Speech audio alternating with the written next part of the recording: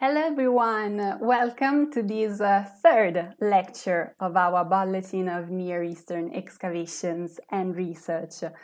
As you may know if you attended the past lectures, which you can find here on our YouTube channel if you have missed them, I am Valentina Santini and I'm going to moderate this encounter.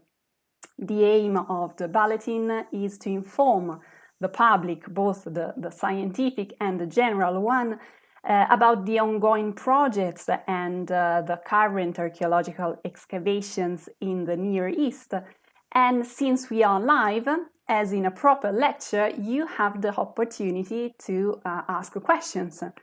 And in fact, if you want, for instance, to learn more about a specific aspect discussed during the lecture, you can write your question in the chat, in the YouTube chat, as a proper comment.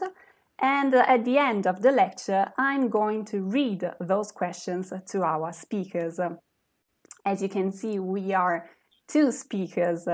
We have two speakers today. And it's time to introduce them. They will talk about new lights on a Proto-Urban society of the Southern Levant, last results of the Italian-Spanish archaeological expedition to Jebel al-Mutawwaq, Jordan. And they are A.Polcaro, researcher at the University of Perugia, and A.Caselli, research fellow at the same university. So thank you so much for being with us. Thank you. Thank you. Okay. Thank you, Valentina. Now I think we can share now the... Yes, you can share your screen and start the lecture.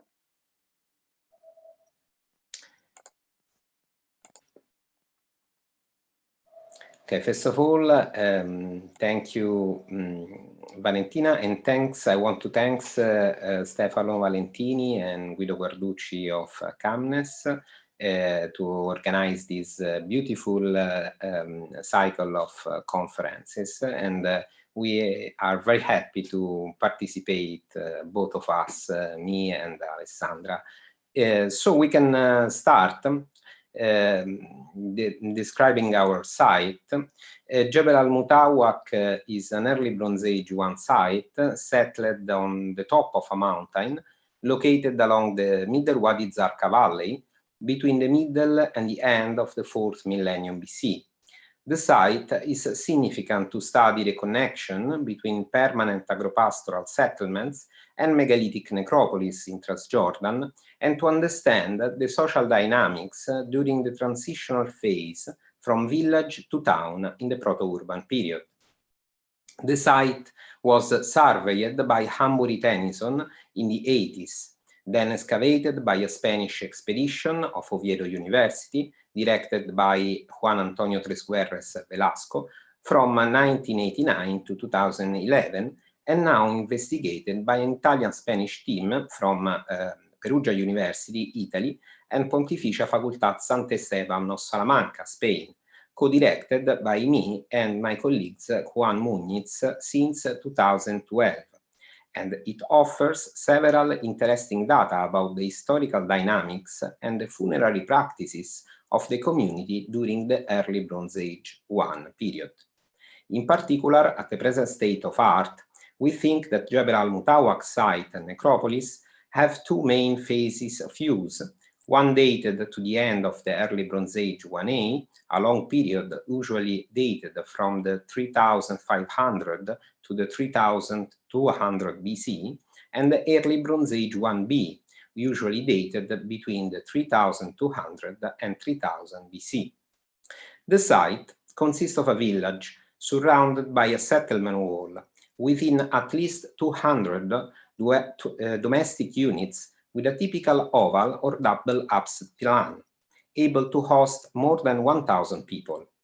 The past excavation of the Spanish team inside some of the domestic units have identified the main architectonical feature of the dwellings. Houses are built by a single row of large stones, able to sustain walls around at least 1 meter high. The floor was made leveling the natural bedrock. Dwellings had one entrance on the long side. The door, less than 1 meter wide, was built with 2 stone jambs and a megalithic lintel, no more than 1.5 meter high.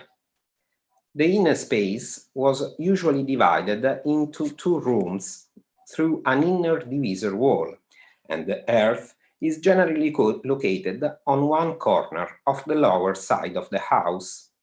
Mainly stone tools, sickle, blades, and scrapers and grinding stones were found inside the houses, together with raw handmade orange fabric pottery vessels of simple and storageware shapes, comparable with the Jawa and Tell Muhammad ware dated to the early Bronze Age I. Same houses had courtyards, interpreted as animal pens or storage areas between 100 and 200 square meters. In one case, the house 81, the Spanish team discovered also infant jar burials in the open elongated space close to the dwelling. It was possible to observe within the settlement a kind of internal division into 3 different areas, eastern, central, and western sectors, that could represent a functional differentiation in the use of space, proof of the socio-economic complexity reached by the people who lived in this large village. In particular, it is possible to note an inner organization of the settlement, with streets running through the houses. You have an example down on the right, mostly east-west, following the natural slope of the mountain. The dwellings of the eastern sector are built with larger regular blocks, all oriented east-west along the streets, while the houses of the central and western sectors are built with stone of medium size, ruggedly worked, and are mostly oriented north-south, at least in the southern part of the site. Before the destruction of the uppermost part of Jebel al-Mutawwaq village due to the expansion of the modern agricultural terraces, you can see in the picture, in the Google Earth picture on the left, these long agricultural terraces that destroy part of the site, were possible to note inner walls dividing the 3 sectors of the village. In particular, Hamuri Tennyson quote one of that, dividing the western and the central sector, identifying a main entrance in the wall, actually in the wall of the eastern sector, called the Hamuri Tennyson door, larger than the normal doors of the houses and still visible on the site.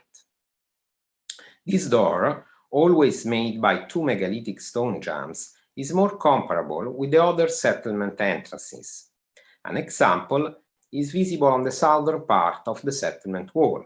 Here, a large settlement door was identified already by Hamuri Tennyson, which also discovered nearby, outside the wall, a large water cistern, partially excavated by our Spanish colleagues in the past. Another settlement door was identified in 2013 and excavated by the Italian team in Area A, on the southeastern corner of the settlement wall.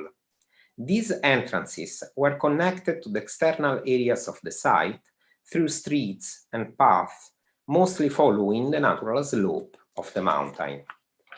Also, the western sector of the settlement wall should have a door, actually not surely identified by the surveys performed on the site, possibly close to 2 circular stone-built features of about 4 meters of diameter. You can see the photogrammetry image of these 2 towers on the left, possibly identified effectively as towers. Generally, the building technique of the settlement wall is made on the eastern side by vertical large stone slabs, and on the southern and western side with stone of medium dimension, ruggedly worked. In both cases, the wall was not particularly high and maybe could be interpreted as just a dividing wall between the village and the outer megalithic necropolis. This could be indicated also by a general lack of fortification features but this not means surely in the second phase of the village during the early Bronze Age Wadi, that the settlement wall started to have, in the more sensible points, also constructions related to the defensive function of the wall. In this case, the two towers of the western sector could be related to this period. Very interesting is the similarity between the method of construction of the settlement wall in its eastern side and the one of the houses of the eastern sector. This similarity could be related to a specific group of people settled on the site later than the people of the central and western sectors. Of course, this is just an hypothesis that must be confirmed by the extension of the excavation in larger areas of the settlement. In the central sector of the village, a sacred area called the Temple of the Serpents, surrounded by a temenos wall, has been identified and investigated by the Spanish team between 2003 and 2005. The cult was performed just in the main building of the sacred area, called House 76, of around 12 for 3 meters. Here, at least 14 vessels of different typologies have been recovered, mostly large jars with applied serpent decoration on the shoulder, together with incised symbol of wheat or trees, typical cultic vessels in the Southern Levant, from the Chalcolithic to the early Bronze Age III period. In the same building, in the northern part of the room, there was an altar made by a single large flat stone. You can see the image down on the left, close to a shallow pit filled with earth layers full of potsherd, flint tools, and fragmented mace heads. Close to it, also a deep cut marker was discovered. It was carved inside a block of raised bedrock, one of the more careful carved features of this typology, since now discovered in the site, probably used as a mortar or as a collector vat for some kind of liquid. These discoveries in the House 76 could indicate that food production activities were performed in the temple. Moreover, the complex of the temple included also a small complex of 5 rooms. The entrance of the small irregular complex was a long stepped corridor leading in room 1, where an impressive jug, handmade with applied small snake shape of little worms figuring decoration, and an unfinished red irregular net painted on the lower part of the vessel has been discovered. You can see down on the left the image of these vessels that recently we reproduced in a 3D copy that was exposed at the Archaeological Museum in Perugia. Small doors permitted the passage in the other rooms. Room 2 was equipped with a stone bench, while room 3 had an artificial chest carved in the bedrock, lined with thin limestone slabs, unfortunately found emptied. Room 4, circular in plan and badly preserved, could be used as a granary or silos. All this discovery, published by Juan Antonio Tresguerre Velasco, testified that different activities were performed inside the 5 small rooms located in the sacred precinct of the temple. Finally, south of this room, another structure was built, House 75, with an apsidal trapezoidal plan. This building was divided into 2 rooms by an inner partition wall. In the southern room, a stone slab and several large tabular scrapers of elongated and fan typologies have been discovered, together with several grinding stones and stone pestles of basalt and limestone, testifying production activities related to agricultural and pastoral products. All the materials were concentrated in the southern room, while in the northern room there was a large hearth covered by 70 centimeters of accumulated ash deposit, suggesting that the room had the main function of cooking food in large quantities.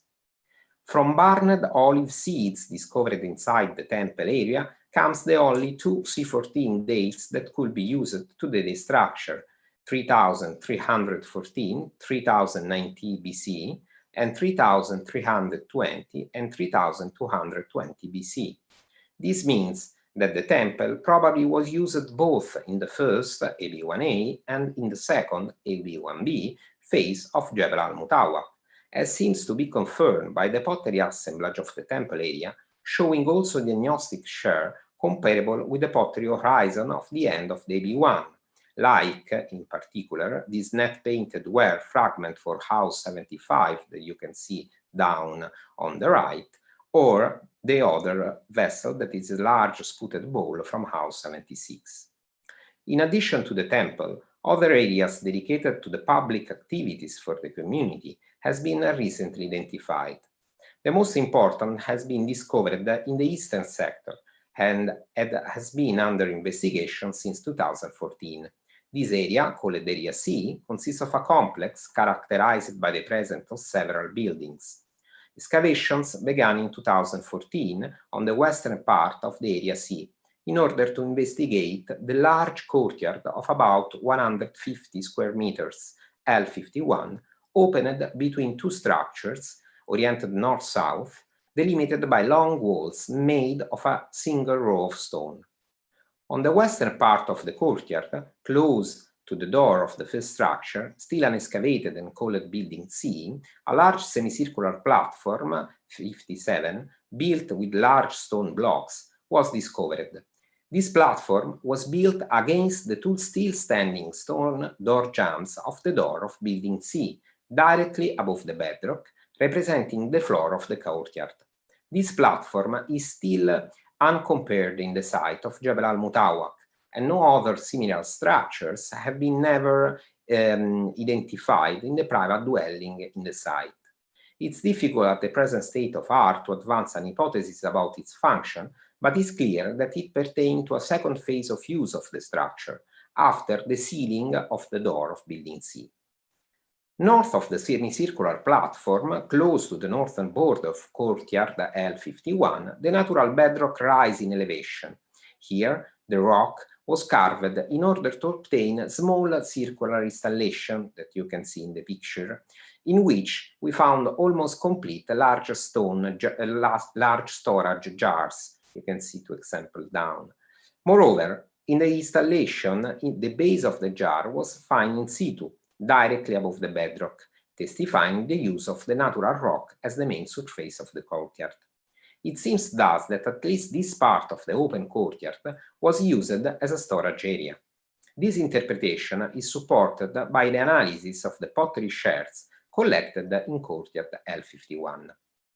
In the eastern part of the courtyard, the second building of Area C, Building 131, was completely excavated in 2015, recognizing at least two phases of use of the structure.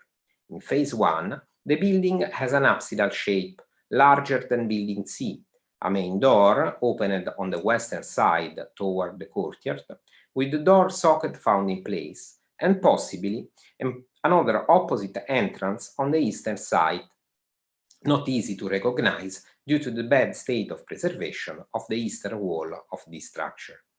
As in courtyard L51, the floor of the building was the natural bedrock, in this point also naturally well leveled. Close to the southern wall of Building 131, two large circular installations were identified. You can see the installation in the images. The installation, 1.8 meter of diameter and 20 centimeter high, are stone-lined and filled with leveled layers of small white rubbles.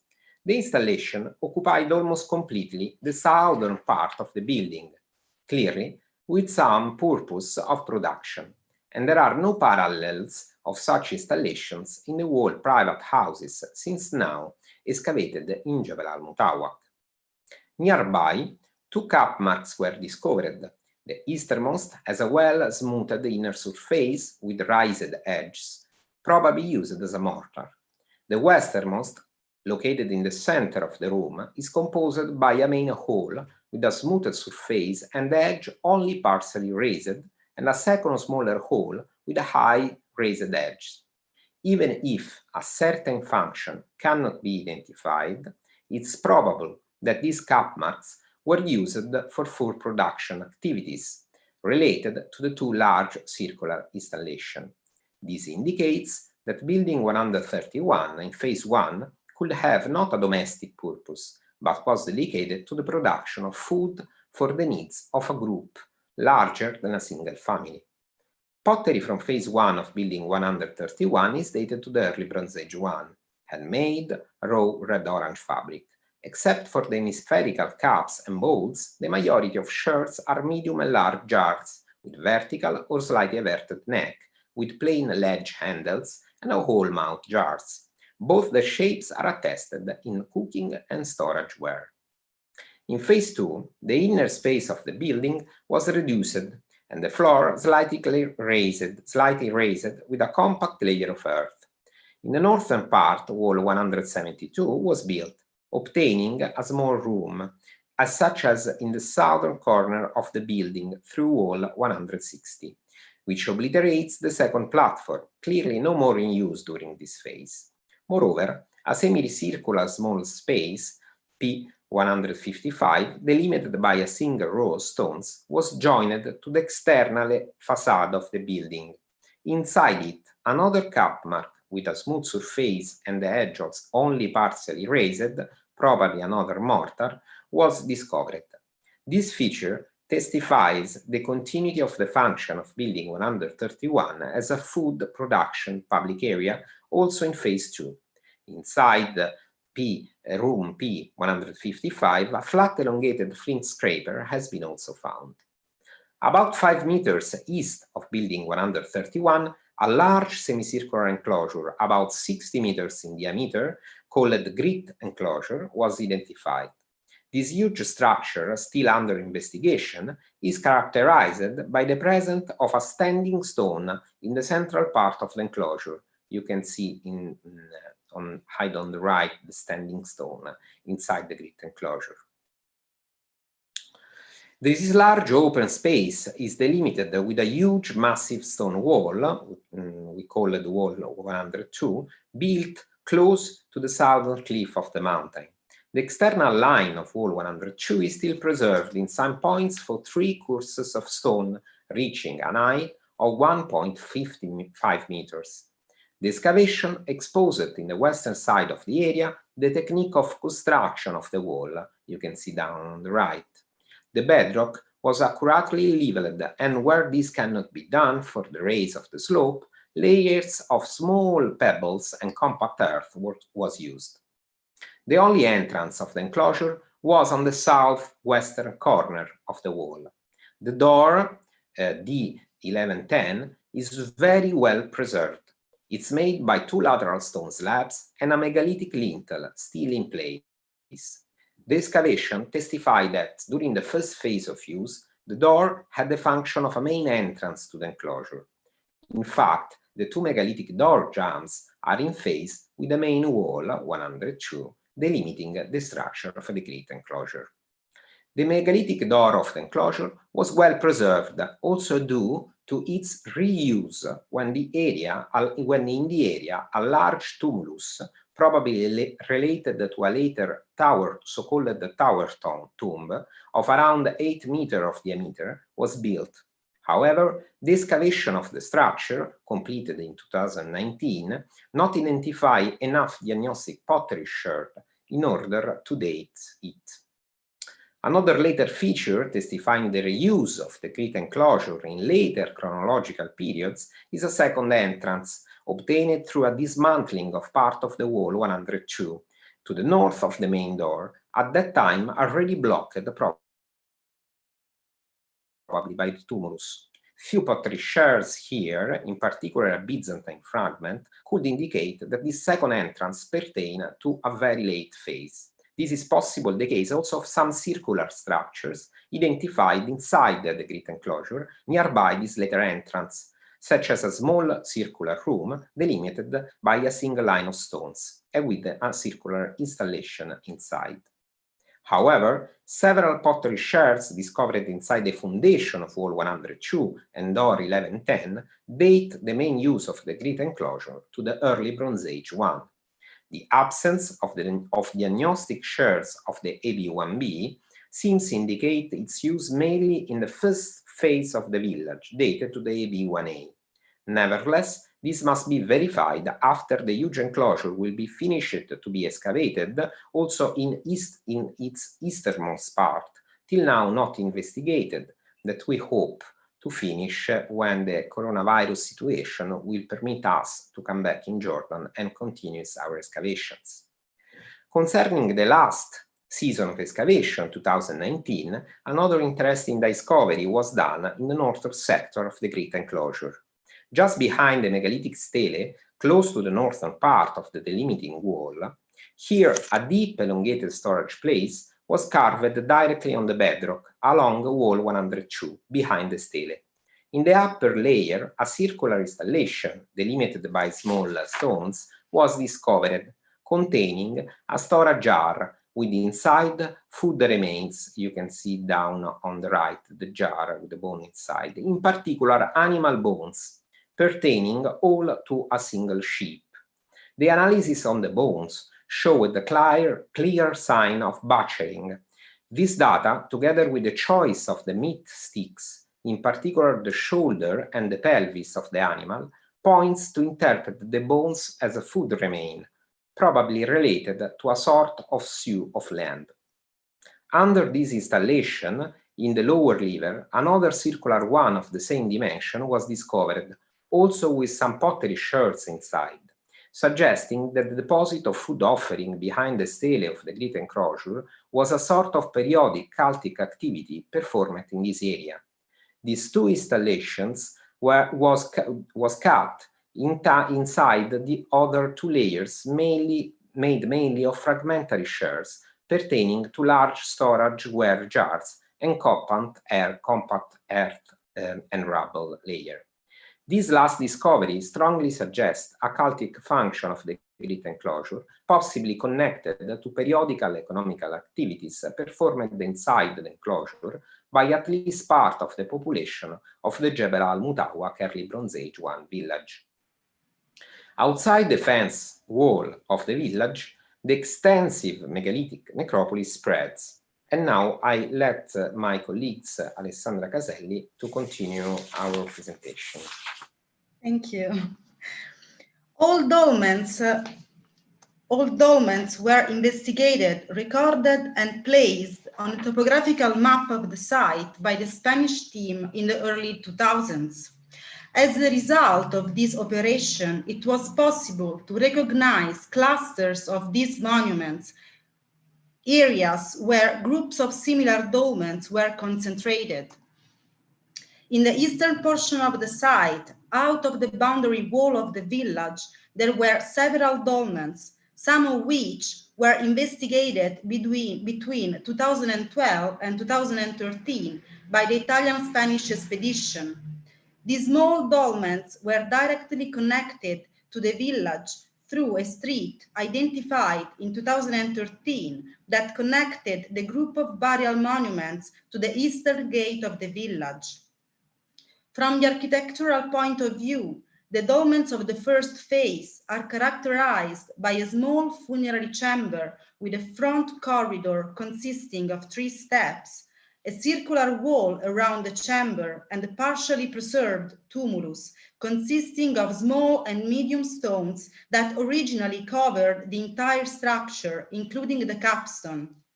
The area where this type of dolmens was identified has been named Area B, and among the investigated monuments, there is also dolmen 317, where, during 2013 campaign, burial B25 was found.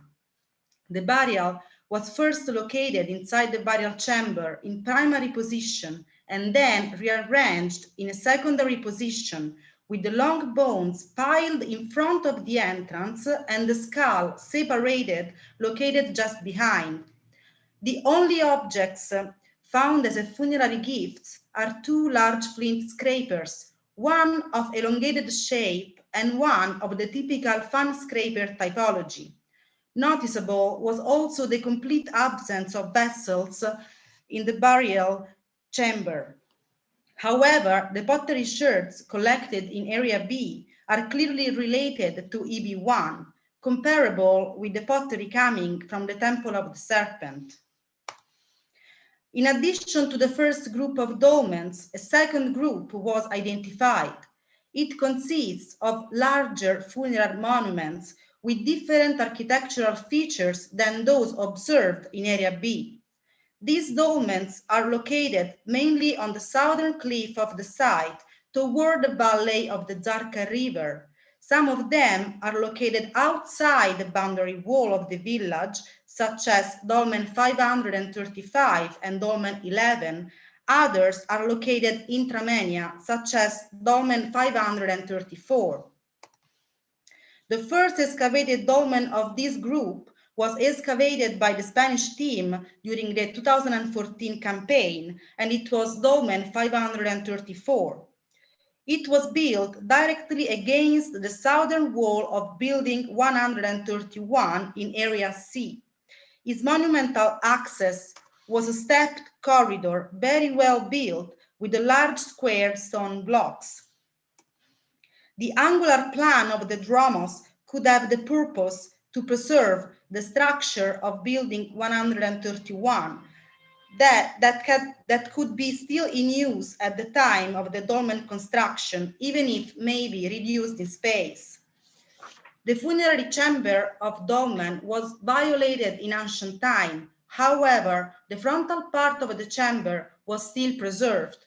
There, in front of the blocking wall of the entrance corridor, few bones fragments, 2 long bones and a jaw were discovered, together with 2 jugs with loop handle and red varnished surface treatment, and some copper objects, 1 arrowhead of rhomboidal shape and few metal fragments, perhaps pertaining to some sort of dress accessories.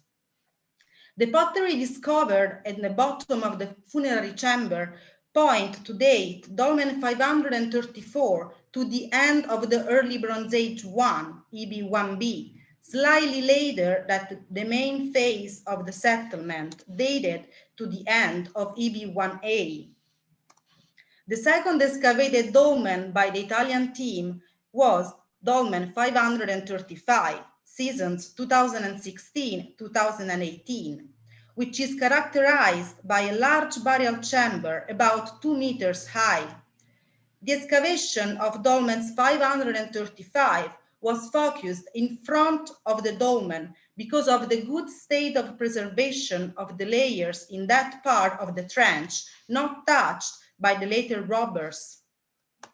The entrance of dolmen 535 had 2 stone steps leading to the burial chamber. In front of the entrance, a beaten earth floor, L1007, has been found, together with a circular installation just to the left of the entrance of the chamber. Here, the installation beside the floor.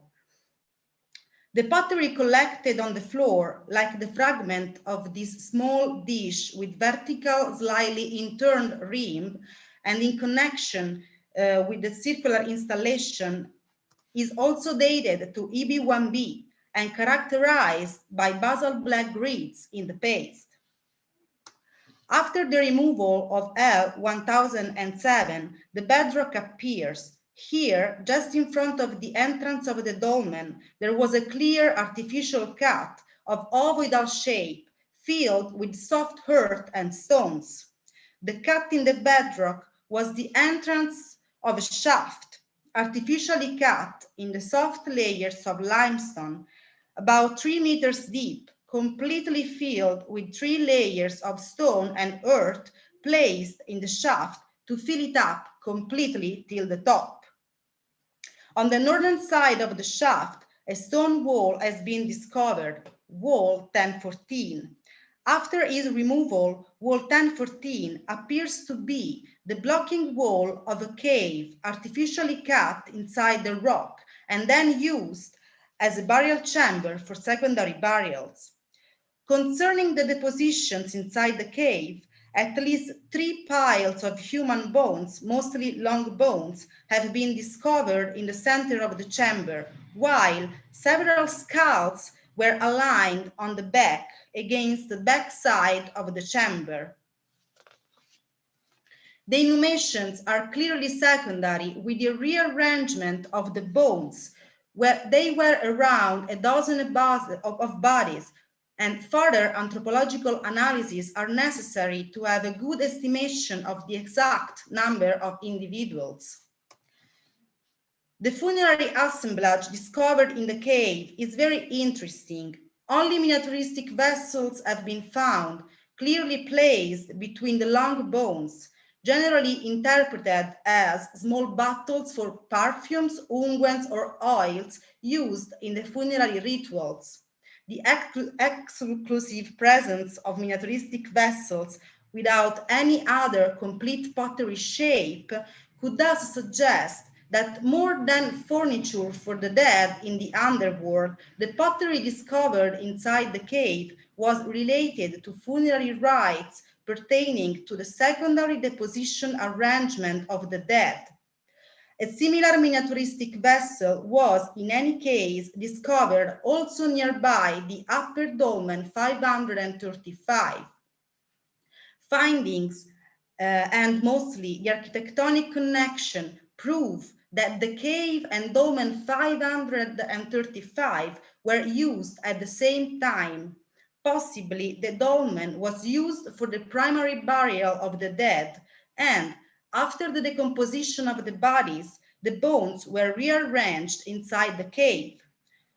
From the human remains recovered inside cave C1012 comes, till now, the only C14 date pertaining to this area of the necropolis, 3241, 3104 BC. Thus, again, the end of Early Bronze Age 1, EBIM 1b.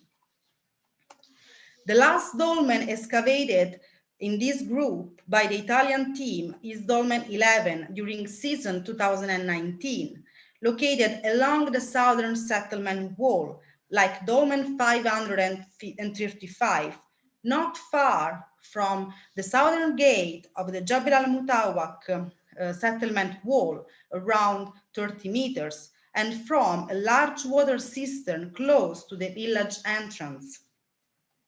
The position of the dolmen seemed to suggest that the main entrance of the village was still in use when it was built, and that the dolmen was located along the main street descending from the village downstream to the bottom of the Wadi az-Zarqa valley, where the main water spring of the area, Kreizan, is located.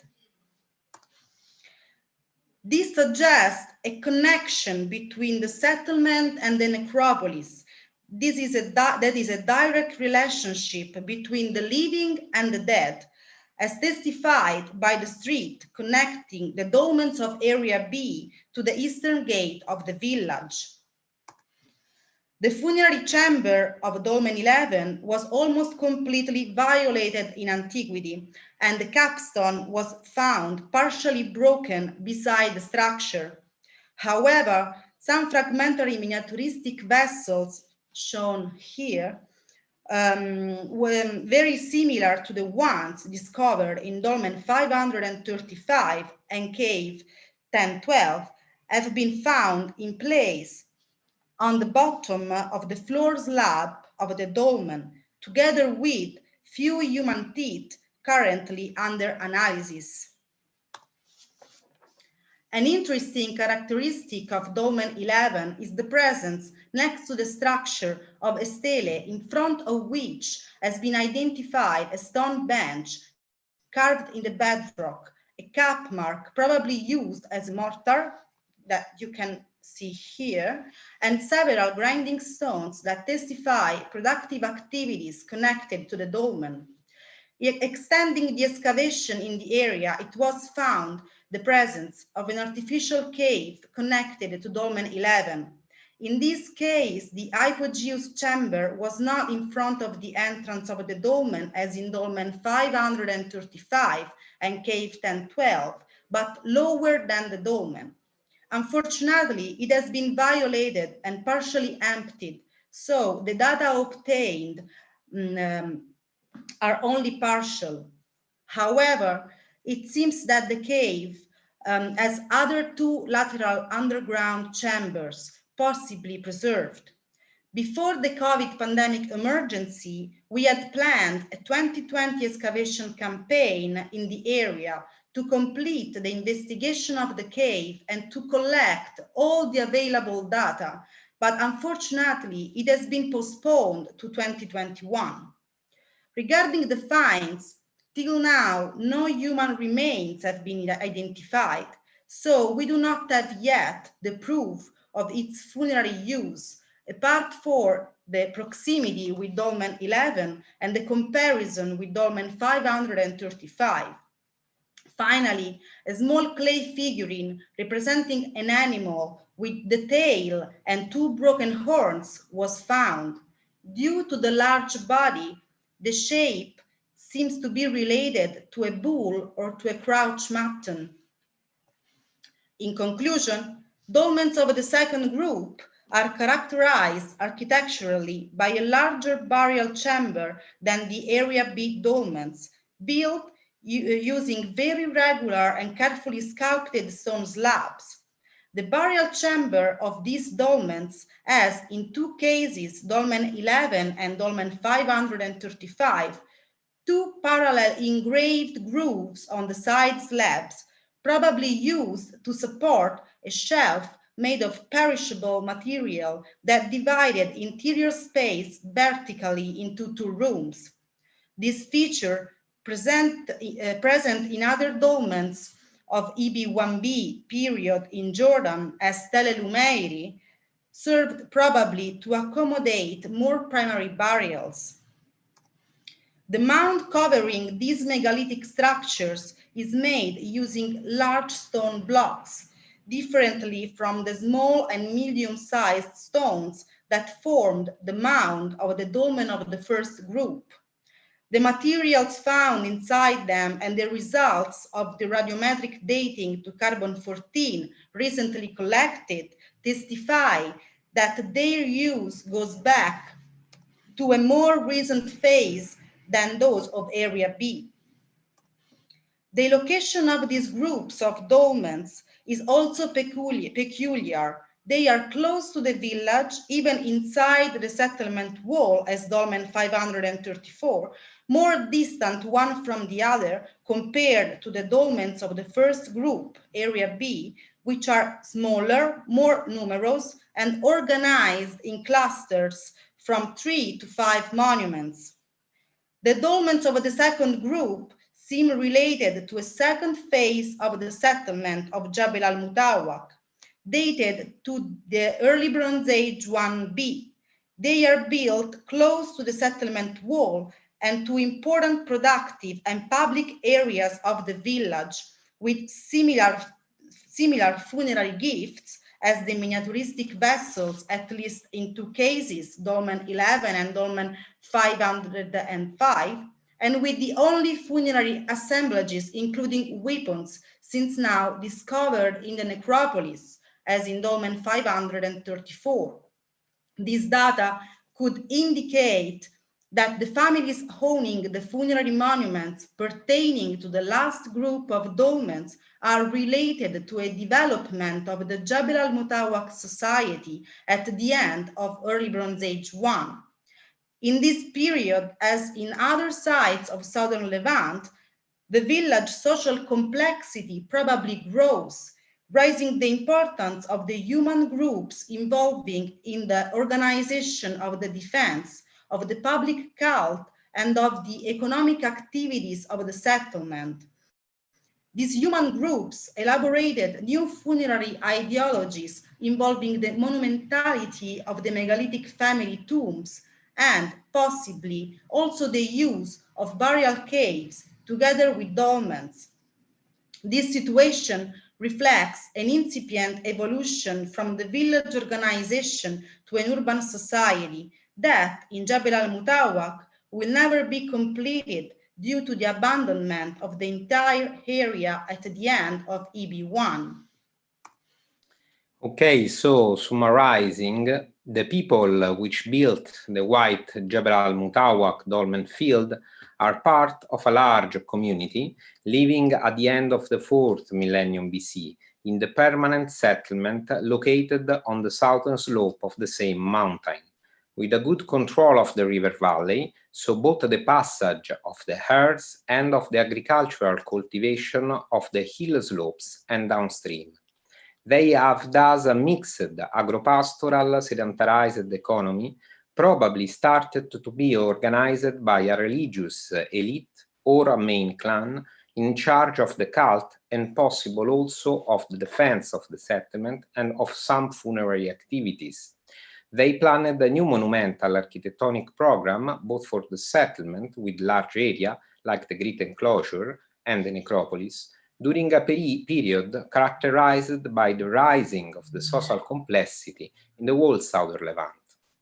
So we want to thank in particular for our research my colleagues, the co-director of the Spanish-Italian expedition, Juan Muñiz of the Pontificia Facultad Sant'Esteban of Salamanca. We want also to thank all our support institutions, in particular for the Italian side, the Italian embassy, in the figure of His Excellency the Ambassador Fabio Cassese, and the Italian Ministry of Foreign Affairs that support our expedition since its beginning. Of course, we want to thank also our Spanish institution supporting our expedition, and finally also all the students, Spanish and Italians and colleagues participating every year to our expedition to Jebel al-Mutawwaq. So thank you for your attention.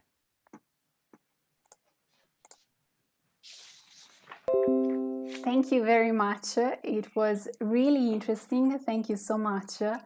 Now this final part is dedicated to the audience and to the questions.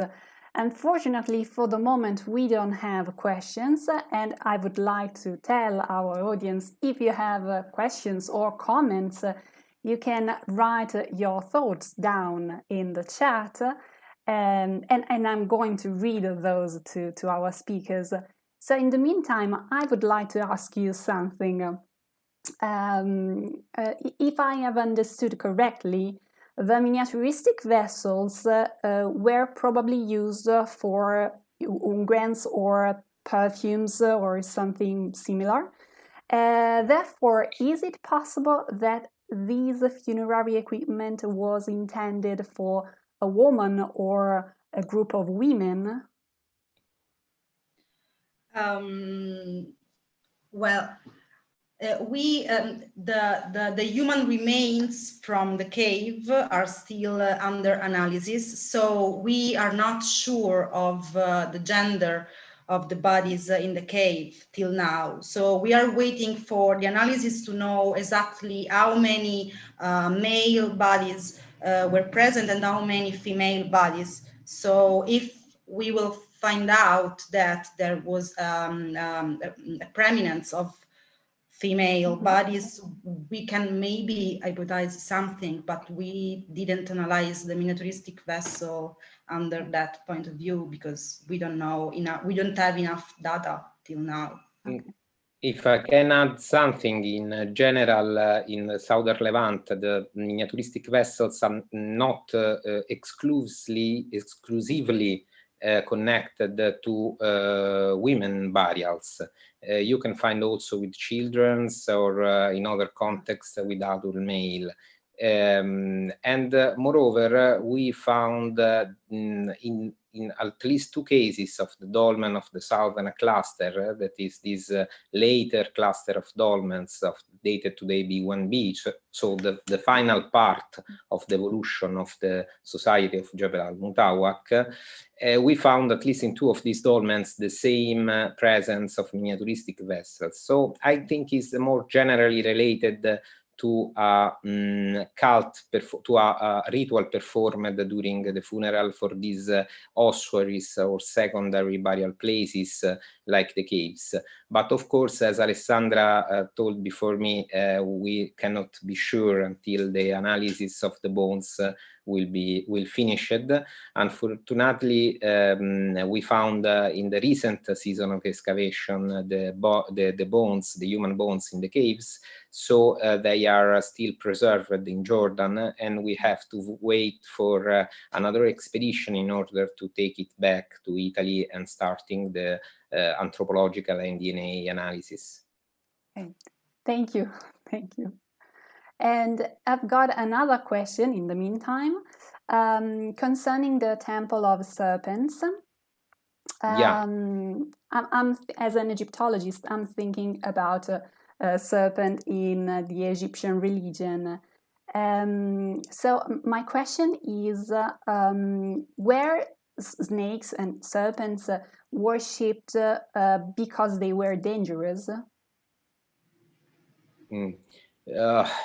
It's difficult to say. In general, the serpent is always present till the late Chalcolithic period, to the end almost of the early Bronze Age, so at least 2000 years. In all the temples, at least mostly of the temples and cultic areas you can find in the whole Southern Levant. Okay. So clearly there is a connection between the iconography of the serpent and some kind of mythology or ritual organization of the religion on this symbol, but without written sources, it's difficult to hypothesize anything about it. In general, I think that it could be related to some deity of the kind of death and rebirth deity connected to also this kind of first and second interment rituals in the necropolis that could be connected also to a kind of ancestors cult that starts to organize the Canaan, this earlier Canaanite religion in the end of the 4th millennium BC. Of course, in general, it's nice to speak more about this topic because now we have to make more comparison also with Egypt. Also, if we must be care about that, because as you probably know, the contact from Egypt and the Southern Levant in this period, at least at the present state of art, are usually related to the Cisjordan area, the coast, the Southern Levant coast, and the Negev, but not the inner side of the Transjordan valleys, that at the present state of art seems don't have at least a direct contact with Egypt. But of course, it would be nice to do this kind of comparisons. Yeah, absolutely. Thank you. We have a comment and a question by Giorgio Buccellati. Thank you for a very interesting presentation. We were also going to ask you about the serpent jar. Are there parallels in ceramic vessels from that period and that area?